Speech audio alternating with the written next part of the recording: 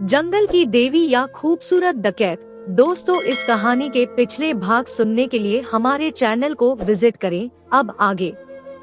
कालिया तो बुरी तरह ही हिल गया। ये उसकी बहन थी जिसे उसने गोद में खिलाया था, वही आज अपनी भाभी को बेवफाई के लिए उकसा रही थी। कालिया गुस्से से भर गया, लेकिन कुछ भी नहीं कह पाया। चुपकर कुछ भी बोलती है। रोशनी शर्मा गई, जिसे देखकर कालिया और भी गुस्से में भर गया। छी बदमाश, कैसी लड़की है तू। रोशनी पहली बार खिलखिलाकर हंसी। वहीं कालिया को तो अपने कानों पर विश्वास ही नहीं हो रहा था। जिसे वो अपनी सीधी साधी बहन समझता था, जिसे दुनिया की कोई टेढ़ी चाल नहीं पता, वो तो एक। कालिया आगे की बात नहीं सोचना चाहता था। रोशनी ने कनक से कहा, तेरे भैया कहाँ है कनक? क्या वो हमें भूल गए हैं? क्या वो यहाँ नहीं आएंगे? कालिया को लगा कि वो तुरंत ही अपना घूंघट निकाल दे। वो ऐसा करने ही वाला था कि एक हाथ ने उसे रोक लिया। वो हाथ उस दासी का था जिसे पूनम ने कालिया के साथ भेजा था। कनक ने रोशनी से कहा, उन्हें अब भूल भी जाओ भाभी, विक्रांत तुम्हारा दीवाना है, तुम्हें रानी बनाकर रखेगा। उस कंगाल के पास तुम्हें क्या मिलेगा? तुम विक्रांत के साथ हो जाओ और बस ऐश करो। कनक और हस्ती इससे पहले ही एक जोरदार झापड़ उसके गाल पर पड़ गया। ये झापड़ रोशनी का ही था। वो गुस्से में लाल थी, लेकिन कनक को जैसे कोई भी प्रभाव नहीं पड़ा। वो अभी भी मुस्कुरा रही थी और बोली, भाभी ऐसे भी भैया यहाँ आने से रहे, और विक्रांत के पास बहुत पैसा है, हम दोनों ही ऐश करेंगे। कनक की आंखों में भी पानी था, लेकिन फिर भी उसकी बातों में शरारत थी। कालिया से अब रहा नहीं गया। वो अपना घूंघट खोलकर सबके सामने आ गया, जिसे देखकर रोशनी कुछ कहने ही वाली थी, लेकिन कनक ने उसका मुंह दबा दिया। रोशनी की आंखों में बस पानी था। वो कालिया को और कालिया उसे देखे जा रहे थे। कालिया कुछ कह पाता इससे पहले ही रोशनी ने उसे चुप रहने का इशारा किया। पता नहीं ये क्या हो रहा था, लेकिन कालिया ने कुछ भी नहीं कहा। वो अपनी बीवी और बहन की आंखों में पानी और प्यार को देख सकता था, लेकिन उसे बड़ा आश्चर्य भी हो रहा था कि ये वही कनक है जो आंखों में उसके लिए इतना प्यार लिए हुए भी ये सब बोल पा रही थी। अरे विक्रांत साहब को तुम नहीं जानती, उन्हें जो पसंद आ गया उसे वो लेकर रहेंगे। कनक ने ये सब बोलते हुए अपना सिर नीचे कर लिया था। वो कालिया से नजर नहीं मिला पा रही थी। कालिया को समझ आ चुका था कि ये सब किसी न किसी खेल का ही कोई हिस्सा है, जिसे कनक और वो दासी मिलकर खेल रहे हैं, और साथ ही उन्होंने रोशनी को भी मिला लिया है। रोशनी बस कालिया को देख रही थी। उसकी आंखों से निर्झर आंसू बह रहे थे, लेकिन मुंह से कोई भी आवाज नहीं आ रही थी। लेकिन प्राण साहब कैसे मानेंगे? उस दासी की आंखों में भी ये सब देखकर आंसू आ चुके थे। वो तो विक्रांत ही जाने। कनक ने हल्की सी आवाज में कहा। कनक ने ऐसा कहा ही था कि रोशनदान से एक साया सा दिखने लगा। कालिया को समझते देर नहीं लगी कि हो ना हो रोशनदान के पीछे कोई है। उसने झट से अपना घूंघट लगा लिया और रोशनी के पास जाकर बैठ गया और उसके हाथों को पकड़कर मालिश करने लगा। रोशनी के साथ साथ उस दासी और कनक के चेहरे पर भी एक मुस्कान खिल गई। ठीक है भाभी, दाई इनका अच्छे से मालिश करना, हम दोनों बाहर जा रहे हैं। कनक ने इतना बोलकर रोशनदान का पर्दा खींच दिया और कमरे में थोड़ा अंधेरा हो गया। दोनों ही खिलखिलाकर बाहर निकल गई और साथ ही रोशनदान से वो छाया भी खिसक गई। अब कालिया को समझ आ चुका था कि आखिर कनक और रोशनी ये नाटक क्यों कर रही है। उन्हें पैसा नहीं चाहिए, ना ही ये सुख सुविधाएं। वो तो बस विक्रांत को फंसा रही थी, ताकि विक्रांत और प्राण के बीच में दरार पैदा हो जाए। ये जानकर कालिया का मन हल्का हो चुका था। इधर विक्रांत अपने कमरे में बैठा हुआ था। नशा उसकी आंखों में उतरने लगा था और साथ ही रोशनी का चेहरा भी। रोशनी ही रोशनी उसकी आंखों में झूम रही थी। उसकी ईगो को ठेस पहुंची थी और वो अब बस रोशनी को पाने को बेताब हो चुका था, लेकिन कैसे? प्राण पहले से उसके ऊपर घात लगाए बैठा था और रोशनी ने तो सीधे ही कह दिया था कि जो उसे जीत ले वो उसकी हो जाएगी। रोशनदान से उसने पूरी बात सुन ली थी और अब वो बस रोशनी को किसी भी कीमत पर पाने की चाह रखता था। उसके अंदर का ईगो उसे चैन से सांस भी लेने नहीं दे रहा था। विक्रांत के कमरे का दरवाजा खुला और उसका ध्यान छम छम की आवाज की ओर गया। बिल्कुल नई दुल्हन सी सजी हुई परी उसके पास आ गई। विक्रांत उसके चेहरे को देखकर थोड़ा हड़बड़ाया। भाभी आप? पूनम के चेहरे पर मुस्कान फैल गई। वो बोली, क्यों, मैं अपने देवर से मिलने नहीं आ सकती क्या? विक्रांत ने कहा, नहीं, लेकिन आज तक तो कभी आप मेरे कमरे में नहीं आई। पूनम ने कहा, आज आना पड़ा, काम ही ऐसा था। इतना बोलकर पूनम रो पड़ी। विक्रांत उसे देखकर थोड़ा घबराया। वो उसके पास ही जाकर बैठ गई। विक्रांत उससे थोड़ा अलग हुआ और थोड़ा दूर खिसक गया। पूनम उसके चेहरे को देखती रही। विक्रांत ने कहा, क्या हुआ है आपको? आप रो क्यों रही हैं? पूनम ने कहा, आप भी मुझसे दूर जा रहे हैं ना? ऐसी क्या खराबी है मुझमें कि सभी मुझसे दूर जा रहे हैं? पूनम सिसकती हुई बोली। विक्रांत ने पूछा, कौन दूर जा रहा है आपसे? पूनम ने कहा, आपके भैया। जब से वो डायन रोशनी हमारे घर आई है, बस उसी का नाम उनकी जुबान पर है, तब से वो मेरी ओर देखते भी नहीं। मेरी शादी को बचा लो देवर जी। पूनम खिसक कर विक्रांत से के पास आ गई।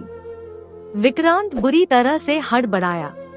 पूनम ने कभी उससे नजर भी नहीं मिलाई थी और आज वो उससे ऐसी बातें कर रही थी और साथ ही रोशनी का नाम लेकर पूनम ने विक्रांत को और भी भड़का दिया था। विक्रांत ने कहा, मैं क्या कर सकता हूँ इसमें? वो तो ठाकुर हैं, जो चाहे कर सकते हैं, कई पत्नी रख सकते हैं। ऐसा कहते हुए विक्रांत की जवान लड़खड़ा रही थी। पूनम भी कम खूबसूरत नहीं थी। उसने विक्रांत से कहा, मुझमें क्या कमी है जो मैं तुम्हारे भाई को पसंद नहीं? विक्रांत अपनी भाभी की इस अदा को समझ ही नहीं पा रहा था। वो झट से उठकर खड़ा हो गया। नहीं भाभी नहीं, ये आप क्या कह रही हो? भाभी? एक झन्नाटेदार झापड़ पूनम के गालों पर पड़ा, लेकिन इससे पूनम को कोई फर्क नहीं पड़ा, क्योंकि वो जानती थी कि विक्रांत पर जो तीर उसने फेंका था वो सही जगह पर जाकर लगा है। कालिया वहाँ से जा चुका था और आगे का प्लान कर रहा था। इधर प्राण ठाकुर इस चिंता में था कि आखिर अभी तक कालिया आया क्यों नहीं। वो जानता था कि कालिया ऐसा आदमी ही नहीं है जो आसानी से चुप बैठ जाए। उसे लगा कि शायद वो हवेली की सुरक्षा को देखकर डर गया होगा, लेकिन प्राण को पता था कि कालिया डरने वालों में से नहीं है और यही बात उसने परमिंदर से कही। आप हवेली की सुरक्षा थोड़ी कम कर दो और उसे अंदर जाने का मौका दो। कुछ लोग छुपकर उस जगह पर रहेंगे जहां से अंदर आया जा सकता है। ठाकुर प्राण सिंह ने कहा, और अगर वो आया तो? परमिंदर ने कहा, तो उसे जाने देना। परमिंदर की बात सुनकर प्राण सकते में आ गया और बोला, हाँ सही कहा, उसे जाने देना, अगर वो अपनी बीवी को लेकर नहीं जाता तो। परमिंदर ने कहा, लगता है कि इस हवेली में कई ऐसे लोग भी हैं जो आपके खिलाफ है। हवेली के बाहर के दुश्मन से तो हम निपट सकते हैं, लेकिन हवेली के अंदर के दुश्मनों का क्या करेंगे? इसका एक अच्छा उपाय है मेरे पास। कालिया को अंदर जाने दो और देखो कि कौन कौन उसकी मदद करता है और आखिर हवेली में ऐसा क्या चल रहा है जिसके कारण आपको कालिया जैसे इंसान से लड़ने में इतनी दिक्कतें हो रही है। प्राण परमिंदर के दिमाग की दाद देता नहीं थका और आखिर कालिया उसके जाल में फंस ही गया। कालिया वहीं से अंदर गया जहां से प्राण चाहता था, लेकिन प्राण को नई बात का पता चला कि उसकी खुद की बीवी ही उसके खिलाफ है। वो कालिया को जितना हो सके उतना सहयोग करती है ताकि वो हवेली के अंदर तक घुस सके। परमिंदर ने ही पहरा हटवाकर उसे खिड़की तक पहुंचाया, लेकिन पता चला कि कालिया की बीवी अभी उसके जाल में नहीं फंसी है। प्राण का खून ही खोल गया था, लेकिन परमिंदर ने उसे चुप रहने की सलाह दी। उन्हें अब ये भी पता था कि पूनम की एक दासी कनक से बात करती है और उसके साथ मिलकर उन्होंने प्राण और विक्रांत के बीच फूट डालने की तरकीब भी निकाल ली है। कालिया के हवेली से जाने तक उन्होंने कालिया पर नजर रखी। हाँ, मेरे और मेरे भाई के संबंधों में फूट डलवाएंगे, परमिंदर, खेल का मजा तो अब आएगा। प्राण हंसते हंसते पागल सा हो गया था। जवाब में परमिंदर बस मुस्कुरा रहा था। कालिया वापस जा चुका था। कालिया के चेहरे पर एक खुशी थी जो उसके सबसे अच्छे साथी चिराग सिंह को समझ ही नहीं आ रही थी। चिराग सिंह ने कहा, अबे तुझे क्या हो गया? कनक और भाभी ठाकुर की गिरफ्त में है। तेरे माँ बाप को ठाकुर ने मार दिया और तू यहाँ मुस्कुरा रहा है। कालिया ने हल्के से हंसते हुए उसे अपने पास बैठा लिया और पूरी कहानी बता दी। चिराग कालिया के बचपन का दोस्त था, दोनों साथ ही बड़े हुए थे। ऐसे उसे इन सब को सुनकर खुश होना था, लेकिन उसका चेहरा तमतमा गया था, जिसे देखकर कालिया चुप हो गया। कालिया ने उससे पूछा, क्या हुआ, तू यूं गुस्से से क्यों भर गया? चिराग ने कालिया से कहा, क्या तू अपनी बीवी और बहन को बचाना नहीं चाहता है? क्या विश्वास कि वो जो सोच रहे हैं कर ही पाएंगे? अगर नहीं कर पाए तो और भाभी तो बच ही जाए, लेकिन कनक, वो इतना गिर सकती है, मैंने सोचा ही नहीं था। उसकी आंखों में आंसू थे जो कालिया के समझ के परे था। कालिया ने कहा, चिराग मेरे दोस्त, तू ही बता कि हम क्या कर सकते हैं। कालिया ने चिराग के कंधे पर हाथ रखा और बोला, मैं कनक को ये सब नहीं करने दूंगा, तिवारी भैया से बात करता हूँ। चिराग को कनक की इतनी फिक्र करता देख कालिया कुछ सोच में पड़ गया।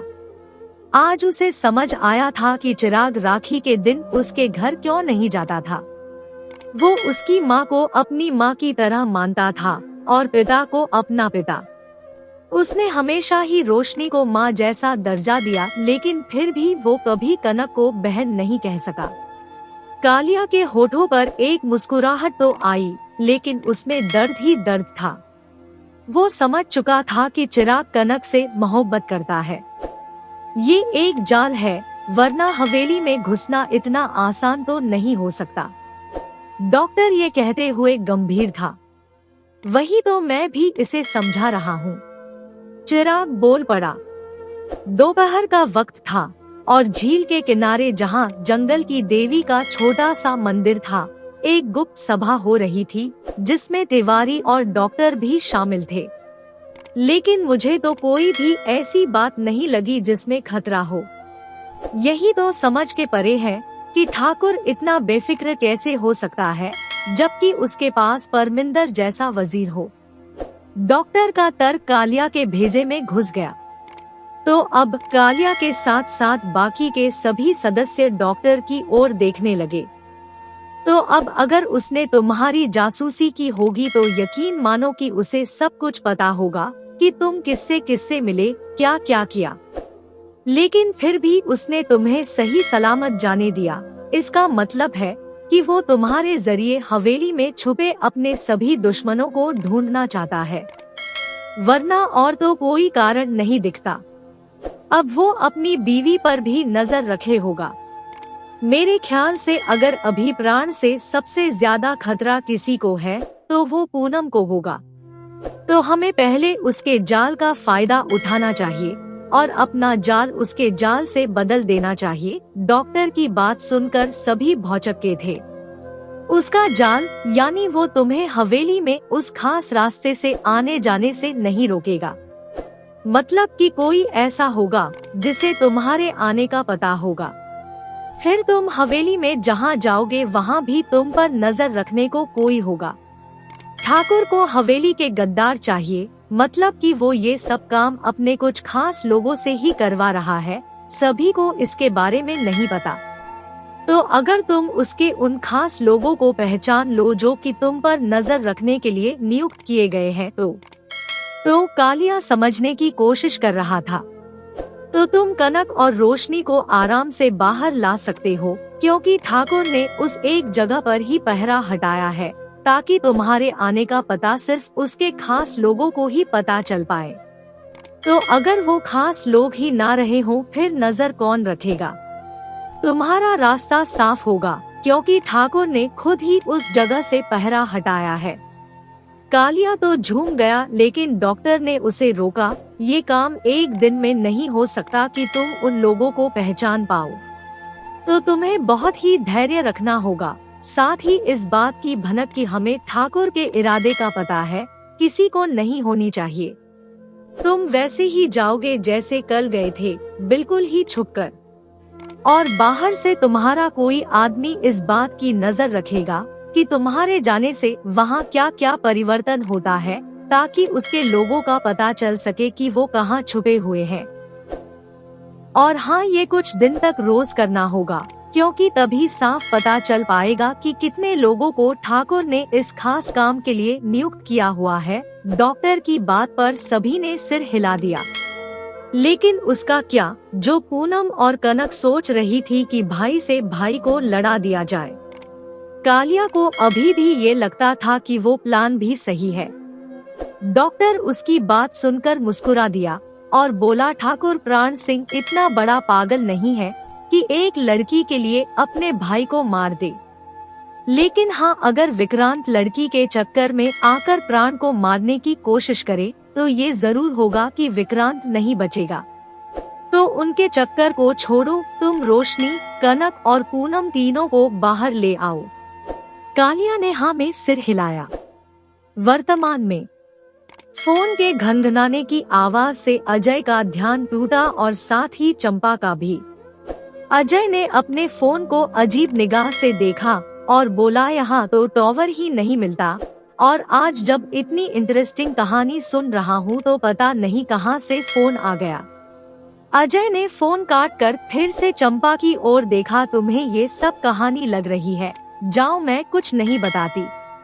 अरे मेरा मतलब वो नहीं था, मैं जानता हूँ कि ये सब सच में हुआ था। तभी फोन फिर से बजा। अजय ने उसे उठा लिया। क्या जी सर? वो अब खड़ा हो चुका था। जी सॉरी सर, जी सर। उसने फोन काट दिया। चंपा ने पूछा, क्या हुआ? चंपा के चेहरे पर एक डर आ गया। अजय ने कहा, कुछ नहीं, बस मोंगरा ने फिर से एक कांड कर दिया। चंपा ने पूछा, क्या हुआ? अजय ने कहा, एसपी साहब का फोन था, विक्रांत की बीवी को मार दिया गया है, जो कि शहर में रह रही थी। नहीं बुआ। चंपा खड़ी हो गई, उसकी आंखों से आंसुओं की धार टपकने लगी। बुआ? विक्रांत ठाकुर की पत्नी यानी कनक? चंपा ने हाँ में सिर हिलाया। कैसे? अभी कुछ नहीं बता सकती, आप जल्दी जाओ, और ये काम मोंगरा का नहीं हो सकता। वो बुआ से बहुत ही प्यार करती थी, ये काम जरूर ठाकुर ने किया होगा। वो सुबक रही थी, मोंगरा ठाकुर को कभी नहीं छोड़ेगी। चंपा ने सुबकते हुए ही कहा। कुछ देर के लिए अजय बस उसे देखता ही रह गया। शहर का थाना प्रभारी जांच में जुटा हुआ था। अजय के जाते ही पहले उसने उसे पकड़ लिया और बोला, अबे यहाँ इतना बड़ा कांड हो गया, तू अभी आ रहा है? अजय ने कहा, अरे सर, मुझे जैसे ही पता चला मैं दौड़ा चला आया, लेकिन ये तो आपके एरिया का केस है, मुझे क्यों बुलाया? क्योंकि वो डकैत तो तेरे एरिया की है, और जमींदार साहब ने स्पेशल तुझे बुलवाया है। जल्दी जा, साहब भड़के हुए हैं। अजय को पहले तो सभी ने अजीब निगाह से देखा, लेकिन जब ठाकुर ने उसे अपने पास बुलाया और उसके कंधे पर हाथ रखा, तो सभी की आंखें और भी फैल गई। उसे पकड़ने के कितने करीब पहुँचे? ठाकुर का पहला प्रश्न था। समझ लीजिए, साथ ही सोता हूँ। ठाकुर ने अजय को अजीब निगाहों से देखा और बोला, जब कालिया को आप अपने घर में ही नहीं पकड़ पाए तो थोड़ा धैर्य रखिए, अभी अभी तो आया हूँ, थोड़ा समझने तो दीजिए।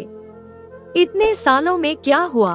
कनक आखिर विक्रांत की बीवी कैसे बन गई? प्राण के होठों पर मुस्कान आ गई। दोस्तों, इस कहानी का अगला भाग देखने के लिए चैनल को सब्सक्राइब करें और कमेंट करके हमें बताएं कि ये कहानी आपको कैसी लगी। कहानी सुनने के लिए आपका बहुत बहुत धन्यवाद।